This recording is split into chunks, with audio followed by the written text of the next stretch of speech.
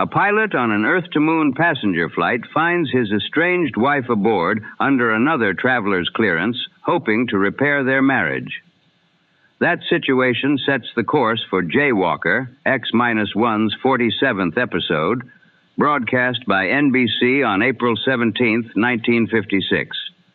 Adapted for radio by George Lefferts from a Ross Rocklynne story first published in Galaxy Science Fiction, it features Bob Hastings, Raymond Edward Johnson, Terri Keane, and Connie Lienke. With the rocket already committed to its journey, an unauthorized passenger becomes a matter for the ship's procedures and for everyone traveling aboard. And now, our story begins. In just a moment, X-1. But first, after a hard day's work, there's nothing more welcome than an evening of variety entertainment. And that's just the tonic provided tomorrow night by NBC Radio.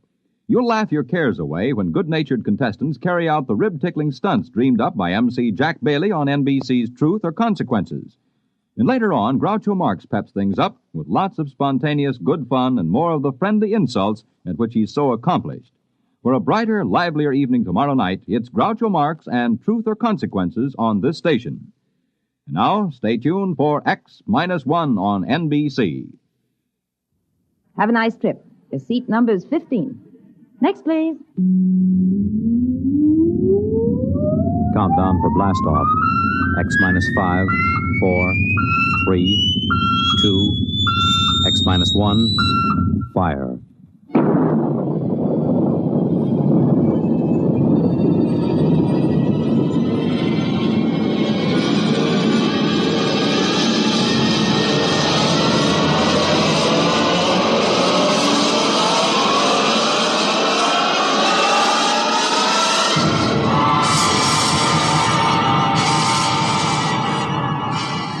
From the far horizons of the unknown come transcribed tales of new dimensions in time and space.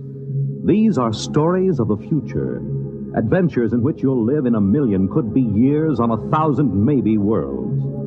The National Broadcasting Company, in cooperation with Galaxy Science Fiction Magazine, presents X-1.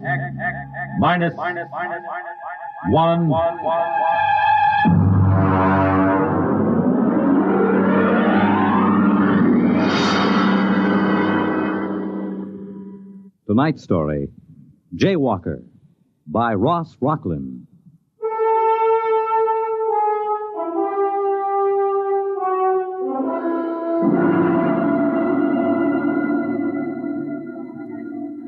Intergalactic flight number 14 now loading at ramp 10.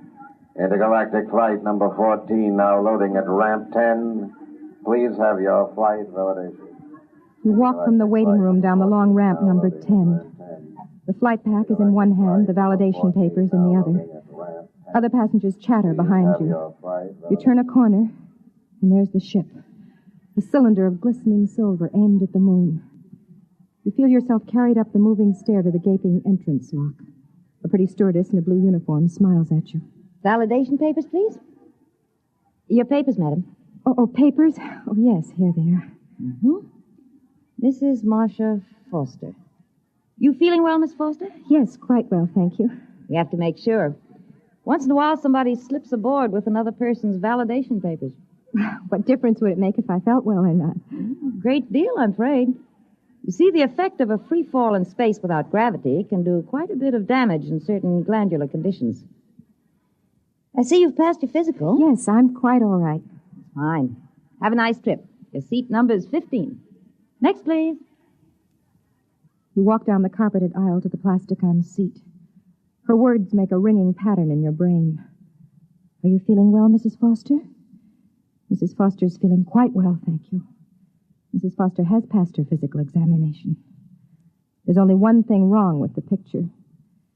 You are not Mrs. Foster. Attention, please. Attention. In 1 minute, the flash walls will be raised around the ship. If for any reason a passenger is not feeling well or does not wish to make the trip, please speak up.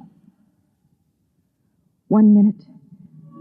You begin to wonder if you ought to go after all. You begin to think of how it happened. Why you're here, sitting in this silver vessel waiting to blast off for the moon. What happened between you and Jack? What happened?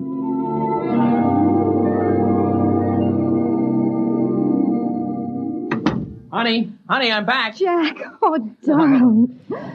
Oh, You miss me? did I miss you? Oh, I brought you a little present from the moon. what is it? Open it and see. All right, I will. Try it on. Oh, it's beautiful. Took us 2 hours to pick it out. Us? Oh, me and Sue. Sue Egan. Well, who's she? Well, the stewardess on the ship. Oh? Well, how long has she been on the Earth-Moon run? I guess it's about a year now. It's funny you never mentioned her. Oh, haven't I? Well, what's the difference? It just seems odd. Hey. What? Well, you're not jealous, are you? Is she pretty? Oh, monstrous. 4 feet high and 3 feet around. And she has a big blue eye right in the middle of her forehead. Oh, you're insane. Come on, how about a kiss? No. Oh, lady, I've been away for 4 months. Sorry? I guess I'll just have to go back to Sue Egan and her 3 blue eyes. Oh, in that case. Here. I have been away a long time. Jack, I want to talk to you about that. Okay. But could it wait till tonight? I am taking you to dinner, Mrs. McLean. I'd rather talk about it now. Okay.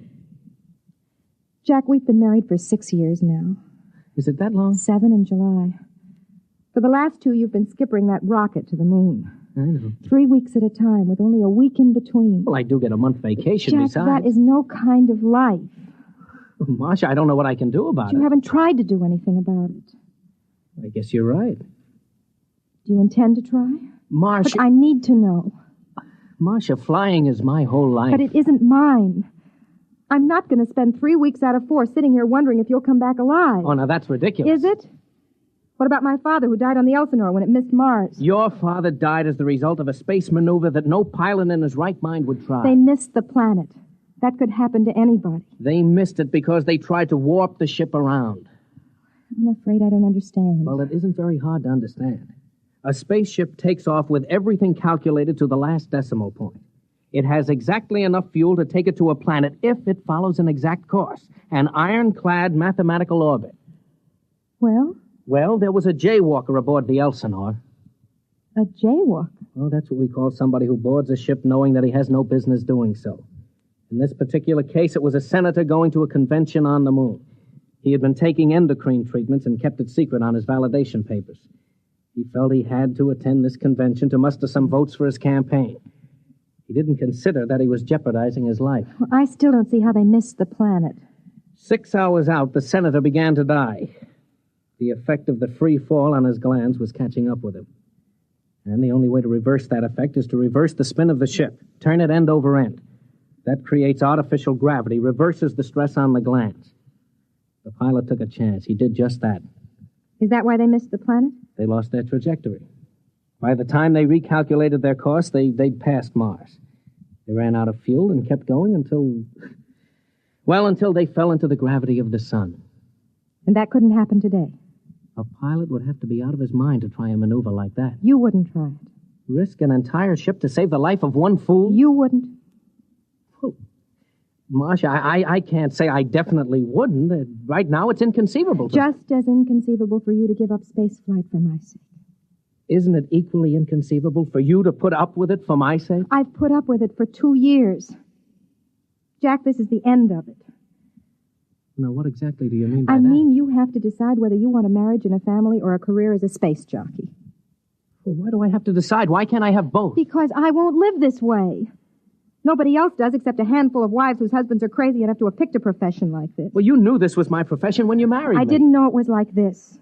Marcia, what you're asking me to do, I simply can't do. Wouldn't make you happy if I did. I'd just be walking around resenting you. Now, come on. Let's have dinner and forget this for a while. No. We're not having dinner.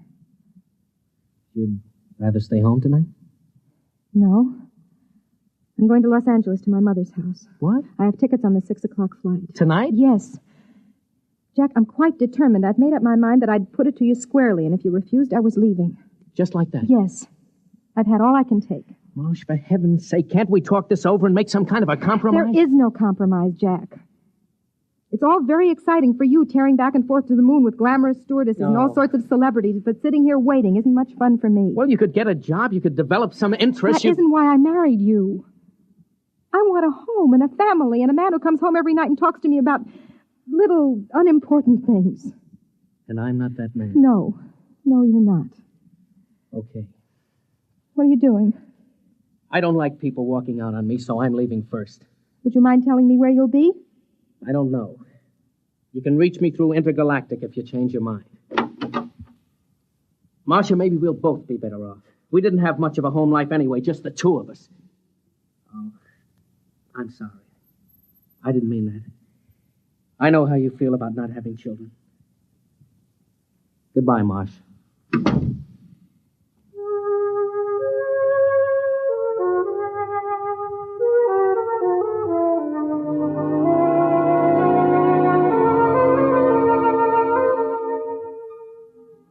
There it was. You learned when you came back from Los Angeles 2 months later that he'd been seen in the company of one Susan Egan, stewardess for Intergalactic on numerous occasions. You learned, too, that he'd applied for the Earth-Venus run, the newest and most difficult run in the galaxy. And you learned something else, something that was going to change the whole course of your life. Come in, Mrs. McLean. Sit down. Thank you, Doctor. I have some good news for you. Yes? You're going to have a child. Well, I thought you'd be happy about that. Happy? Oh, yes. Yes, I am. Naturally.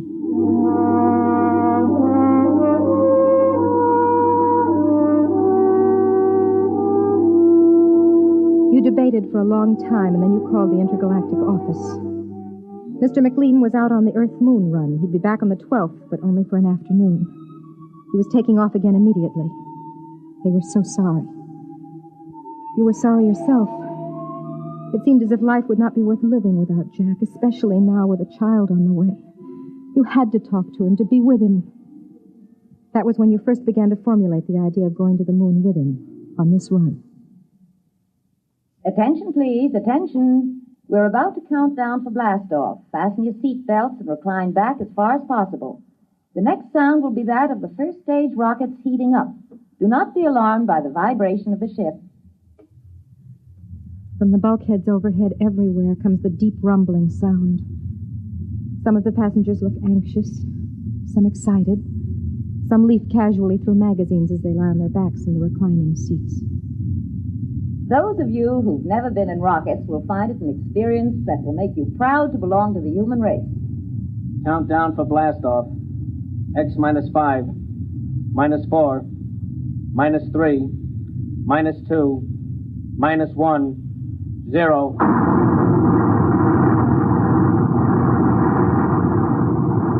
The rumble heightens. All emotion leaves you. Cold, ravening fear takes over. You try to close your eyes, your ears against it, but your mind won't respond.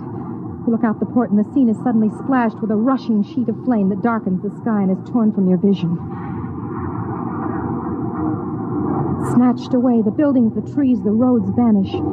A great soft uniform weight presses down on you. You push with all your might, but it smothers you, presses you back, drives your blood down, down inside of you. And then, quiet. We are now 102 miles over New York City. You may unfasten your safety belt. The pull of gravity will no longer trouble you. You unfasten the safety belt and sit in the seat, wondering what to do next. Ladies and gentlemen, welcome to Intergalactic Flight number 14 out of New York Rocketport, destination Moon. I'm your hostess, Miss Susan Egan. Your pilot for this flight is Captain Jack McLean. Our position at the moment is approximately 550 miles above Earth, and in less than 1/2 hour, we'll be in free fall, completely without gravity. Our speed is currently 29,000 miles per hour. We should arrive at Moonport at exactly 6 p.m. tomorrow, Earth time. I wish you a pleasant voyage. If there's anything you need, Intergalactic is at your service.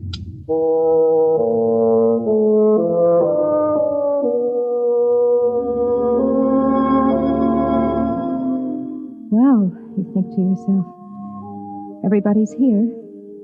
Your husband, his loved one, and his wife. You watch her as she walks back along the rows of seats with an armful of the latest magazine reportings. A tall girl, about 29 or 30, dark brown hair, dark eyes.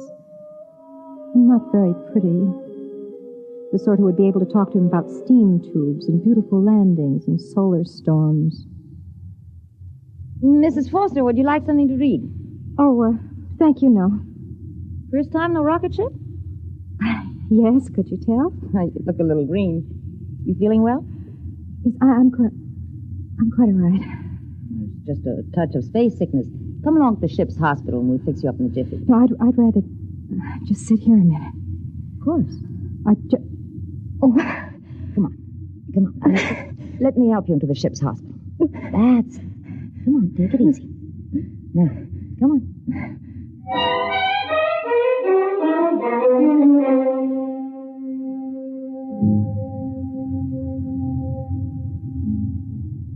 Now, you just lie down there. How are you feeling? I'm scared. There's nothing to be afraid of. I think there is. What is it? I'm pregnant. What? I faked my validation papers. Do you know what you've done to yourself? I hoped it wouldn't affect me. There isn't much I can say, Mrs. Foster. I'll have to tell the captain naturally. But would it be... could I tell him myself? If you'd rather, I'll call him. Stewardess to captain. McLean, what is it, doll? Jack, there's a passenger in the ship's hospital. What's up? You'd better come down here. Look, Susie, I've got my course correction I think you'd better come right down. Okay. Charlie, take it, will you? I'll be right back. He'll be here in a minute or two. Here, let me put this pillow under your head. Thank you. Now, what made you do it? You wouldn't understand. You loved him, and he's stationed on the moon, and you wanted to be near him. Is that it? Could you understand that? You mean not being able to have the man you love? Yes, I think I could understand.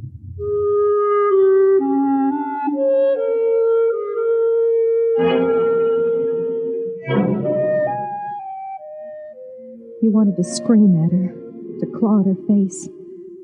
She was going to live, and you were going to die. She was going to share a life with Jack when you were only a dim sort of memory in his mind. He came in, moving fast with that kind of schoolboy gait of his.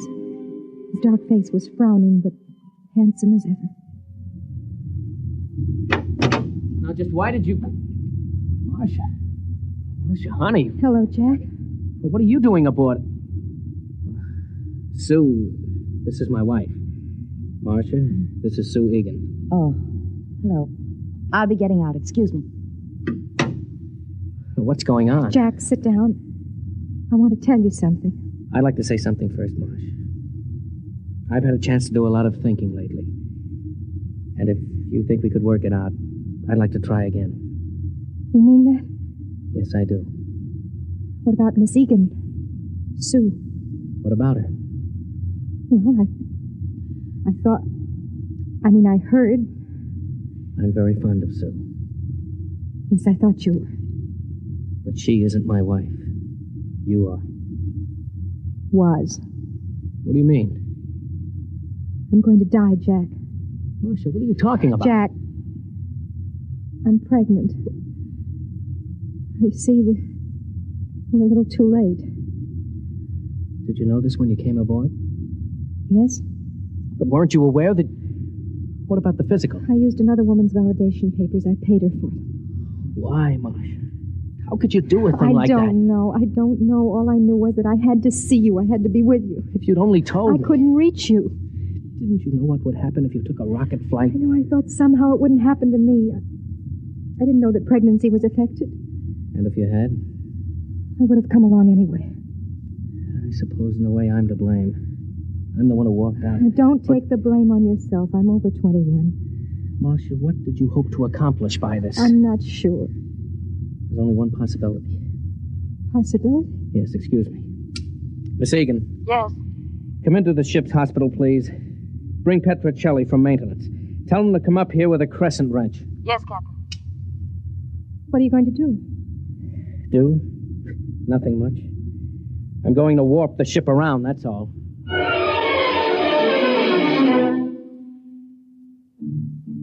Petrocelli was a big, easygoing man. Jack left me alone with him and Miss Egan while he went back to the control room. Petruccelli started to bolt a metal bed to the side wall of the cabin. Why are you putting the bed on the wall? Because, lady, when he starts to spin the ship, that outside bulk is going to be down, not sideways. Centrifugal force, see?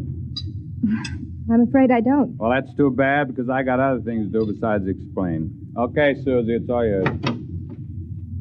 Oh, is he always that rude? Doesn't it occur to you that maybe he's under a slight strain? Strain? Look, Mrs. McLean, your husband's going to warp the ship around. The chances of his pulling off a maneuver like that without piling us up in the sun or in deep space are about 1,000 to 1. I appreciate that you wanted to see him and show him that he ought to be ashamed of himself for leaving you, but does it occur to you that all of us may lose our lives because of it? Including Petruccelli? No, I hadn't thought about it. Let's go. I've got to strap you into that bed. No, wait. What will happen to me if the ship isn't warped? Sudden floods of the adrenal glands, convulsions, panic, spastic secretions, and eventually death. What causes it? Lack of gravity. We aren't sure just how. The purpose of spinning the ship is to press you up against the outer wall and create the effect of gravity through centrifugal force. Do you think he can do it? I think he's the best skipper in the intergalactic fleet. That isn't the answer to my question. Can he spin the ship without killing everyone? I have faith in him.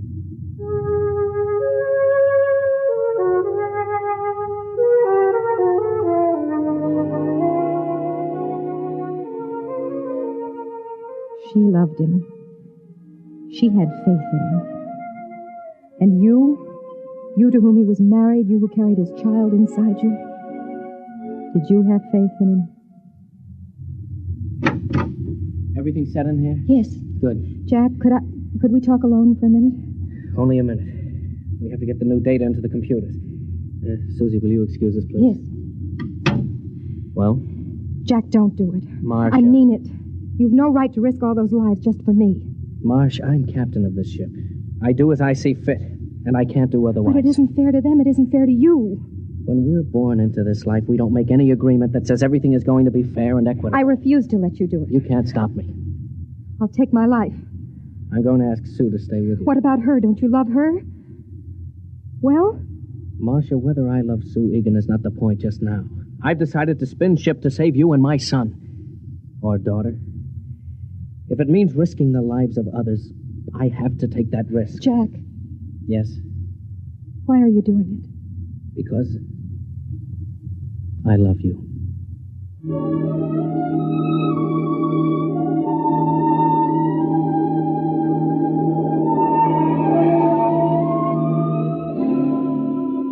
It seemed to me during the next hour through the haze of the drug they gave me that I could see him. There was the curved silver board. Before it sat Jack, hunched like a harried bookkeeper on the last day of the month. Okay, Charlie. We'll come to the moon obliquely at 0.307. We pass it, stop, spin the ship over once to check speed. Then put the tail down when we feel gravity at 7.035. And if we can do it with the fuel we've got, it'll be a miracle. All right, start the calculators. Engine room, reverse tubes. Reverse tubes. Wait for new course vector 7073. Ready for new course vector. Set firing formula 2635726. Firing formula ready. Coming into course vector. Counting down. 7077. 76. 76. 75. 75. 74. 74. 73. Fire.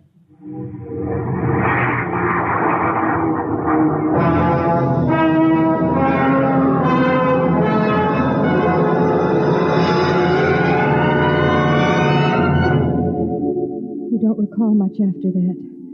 There's the bulkhead pressing against you like a magnet, pressing harder and harder. Then there's the needle, and then sudden relaxation. Through it all, the stars and the moon and Jack and Sue Egan dance in a pattern of mist, and the words come back to you from long ago. The things he said to you when you were both in love many years ago. When I fly the ship, it seems that all Earth watches me through your eyes. A man comes to love the things he has to fight for, I guess. How is she? Hold tight, Marcia. Hold tight to me. She calls you Marcia. This woman who hates you, who loves your husband, she calls you Marcia. Marcia. Marcia. Marcia.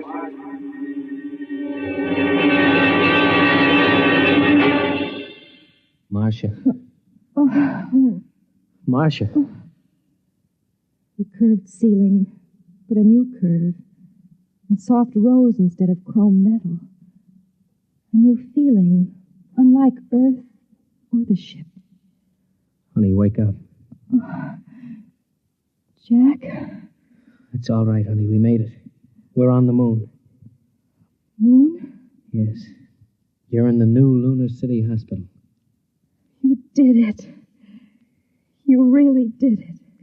Well, I've been telling you for years that I was the best pilot in the fleet. Oh, you don't have to pretend. I know how you must feel about what I did. I'm not pretending.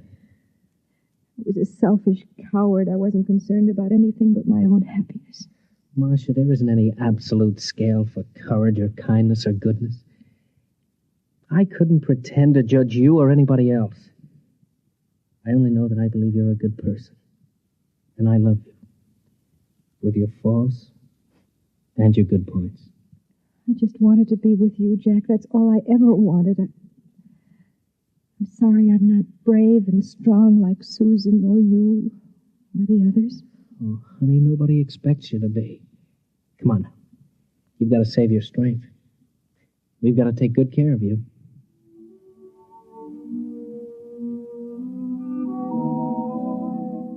He reaches down and touches your lips with his fingers.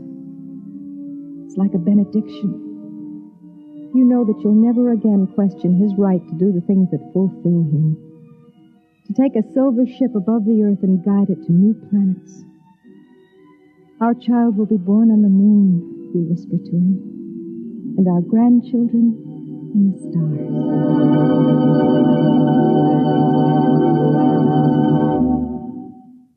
You have just heard X-1, presented by the National Broadcasting Company in cooperation with Galaxy Science Fiction Magazine, which this month features the Arthur Sellings tale entitled One Across, the story of a man who thought that doing puzzles was an escape, until he suddenly found himself completely boxed in. Galaxy Magazine on your newsstand today. Tonight, by transcription, X-1 has brought you Jaywalker, a story from the pages of Galaxy written by Ross Rocklynne and adapted for radio by George Lefferts. Featured in the cast were Bob Hastings, Terri Keane, Raymond Edward Johnson, Connie Lienke, and Eugene Francis. Your announcer, Fred Collins. X-1 was directed by Daniel Sutter and is an NBC Radio Network production.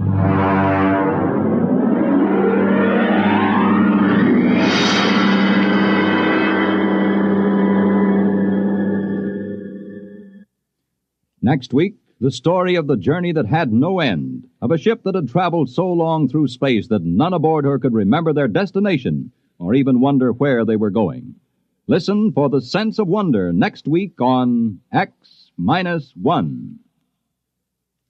The big news tomorrow centers around the tiny Principality of Monaco, where one of the century's most fabulous weddings will take place. And NBC Radio is on the spot to cover it for you. In the daytime, NBC's Weekday reports the civil wedding ceremony as it happens with simultaneous English translation.